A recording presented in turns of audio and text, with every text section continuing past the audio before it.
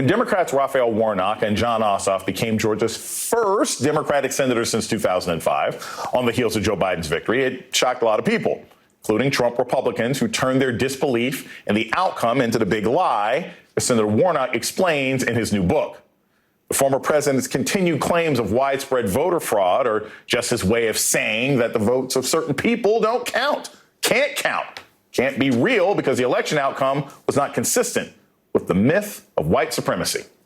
Past the collection plate. And now, according to a new poll, Senator Warnock is leading Georgia's Senate race against Trump-backed ex-football player and multi-time Father's Day recipient, Herschel Walker, by up to 10 points. Quinnipiac has Senator Warnock at 54% and Herschel Walker at 44%.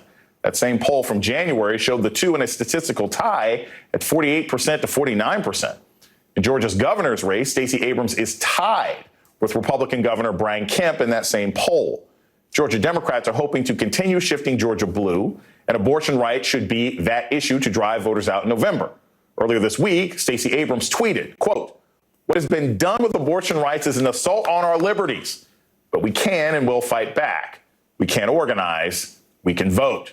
Joining us now are Cliff Albright, co-founder of Black Voters Matter, one of the best-dressed people on TV, and Nsé Ufot, CEO of the New Georgia Project, a nonpartisan voter registration and engagement organization. One of my favorite guests. Thank you all so much. I cannot imagine a better pair of people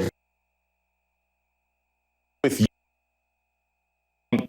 Just from a straight perspective, I've noticed in Georgia there's a tendency to underpoll Black and brown voters in general. So when you see numbers that show, say, Raphael Warnock up by 10 over Herschel Walker, or Stacey Abrams statistically tied with Brian Kemp, what does that say to you, knowing full well that there's large numbers of people who probably haven't been asked and aren't going to be? Hey, Jason, good to be with you tonight. Yeah, you know, what it says is we always have to take into account a couple of points, because at the end of the day, we know that some voters lie, right? You know, whether you want to call it the Bradley effect or whatever you want to call it, there are some white voters that just don't want to tell you that they're still willing to vote for somebody as disastrous as a Kemp or even as disastrous as a Herschel Walker. So we always know that you got to have a little bit of cushion in there with some of these polls. With that said, there's no mistaking in both the gubernatorial poll and especially in the Senate poll and the Senate race, the direction that these polls are moving, and that's for good reason. And particularly in the Senate race, we believe the more that people learn about Herschel Walker, and as you said, his multiple Father's Day presents, you know, that he's got not one, not two, but three different children that you know, he hasn't been involved in spite of his protestations around fathers that are not involved in their children's lives. But apart from that, there's just a range of issues that he has either lied about or that he's just woefully unprepared to discuss with any legitimacy. And we think that the longer that this race goes on and the more people see the clear distinction, we think that the trend that we're already seeing in that Senate polling is going to continue. And say, one thing that I said, and I remember this back during the Senate election for Ossoff and Warnock. I was sitting there with an organizer watching the election results, and he was telling me, hey, look, if Warnock hits over 50%, he's going to drag Ossoff over the finish line. Well, now we've got this situation where Reverend Raphael Warnock could easily get 51, maybe even 52% on the vote. Even when we consider voter suppression and also sexism, is there a chance that Warnock's weak opponent could end up being sort of a pace car to help Stacey Abrams? I have trouble believing that there's a lot of Kemp Warnock voters out there. You know, I suspect a lot of people who are voting for Brian Kemp might just leave Herschel Walker blank. But if Warnock stays this strong, would he be able to pull Stacey Abrams over the line, or could this still be a split race? Absolutely. I think that Cliff's point is incredibly apt.